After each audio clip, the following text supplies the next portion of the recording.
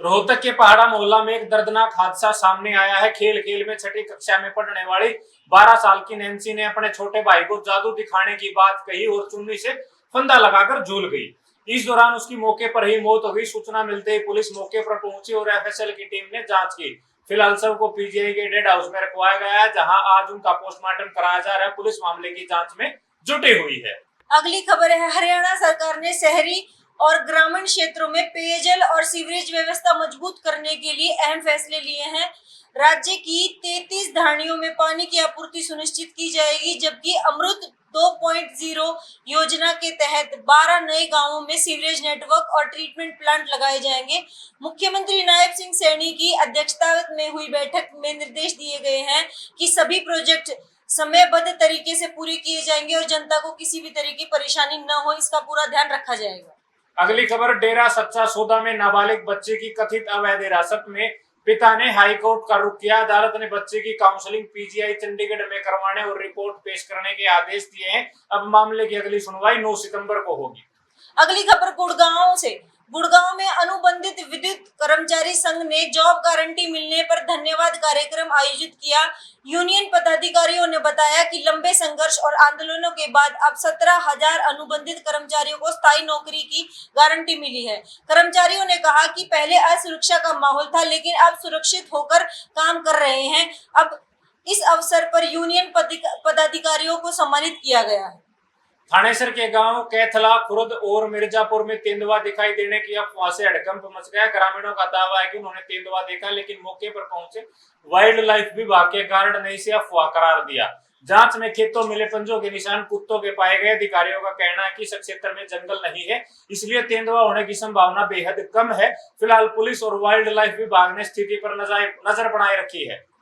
अगली खबर रोहतक से। रोहतक के नवनियुक्त डीसी सचिन गुप्ता ने अचानक सांपला तहसील कार्यालय का निरीक्षण किया।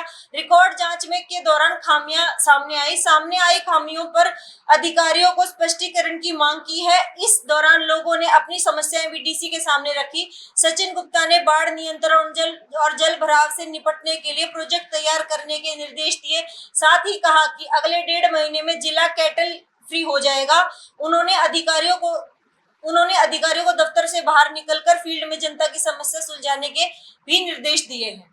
अगली खबर, आंसी से आंसी। पुलिस ने शांति निकेतन कॉलोनी स्थित वेलकम लॉज पर छापा मारकर देह व्यापार का भांडाफोड़ किया है। पुलिस ने बोगस ग्राहक भेजकर कार्रवाई की, जिसमें 3 महिला और 4 युवकों को आपत्तिजनक हालत में पकड़ा गया है। यह कार्रवाई एसपी अमित यशवर्धन के निर्देश पर डीएसपी विनोद शंकर की अगुवाई में की गई है। पुलिस का कहना है कि कुछ होटलों और लॉज में लंबे समय से यह अवैध धंधा चल रहा था। डीएसपी ने चेतावनी दी कि हादसे में अनैतिक कार्य करने वालों को किसी भी हालत में बख्शा नहीं जाएगा। गुरुग्राम जयपुर राष्ट्रीय राजमार्ग NH48 पर 282 करोड़ की परियोजनाओं का शिलान्यास किया गया। केंद्रीय राज्य मंत्री हर्ष मल्होत्रा ने पंचगांव चौक, राठीवास और सालावास में 4 नए फ्लाईओवर व 9 जगहों पर फुट ओवर ब्रिज की नींव रखी। इन ब्रिजों पर रैंप, सीढ़ियां और रोशनी की व्यवस्था होगी, जिससे पैदल यात्रियों की सुरक्षा मिलेगी और हादसे कम होंगे। नए फ्लाईओवर बनने से ट्रैफिक जाम घटेगा और गुरुग्राम से राजस्थान सीमा तक सफर आसान होगा। मंत्री ने बताया कि देश में अब हर दिन औसतन 34 किलोमीटर सड़क का निर्माण हो रहा है। अगली खबर भिवानी से। गर्व की एक खबर है, सीआरपीएफ के रिटायर्ड जवान को उसकी वीरता के लिए सम्मानित किया गया। सेवा के दौरान उन्होंने नक्सलियों का डटकर सामना किया और अपनी जान की परवाह किए बिना देश रक्षा की। रिटायरमेंट के 1.25 साल बाद अब उन्हें वीरता पदक से नवाजा गया है। उनकी बहादुरी और समर्पण पूरे हरियाणा ही नहीं बल्कि पूरे देश के लिए गर्व का विषय है। अब बात करते हैं आज के इतिहास की, यानी 29 अगस्त को हुए विश्व में अलग अलग घटनाओं की। 1949 सोवियत संघ ने अपना पहला परमाणु बम कजाकिस्तान के सेमीप्लिंग परीक्षण स्थल पर विस्फोटित किया। 1786 में आज ही के दिन सेज विद्रोह यानी सेज रिबेलियन मैसाचुसेट्स में किसानों और स्वतंत्रता सेनानियों ने करों और ऋणों की राहत की मांग को लेकर विद्रोह किया था। 1911 में कैलिफोर्निया के याही में जनजाति के अंतिम व्यक्ति यसी की खोज हुई। 2005 में आज ही के दिन अहम प्राकृतिक आपदा हरिकेन कैटरीना अमेरिका के गल्फ कोस्ट पर भारी तबाही लेकर आया।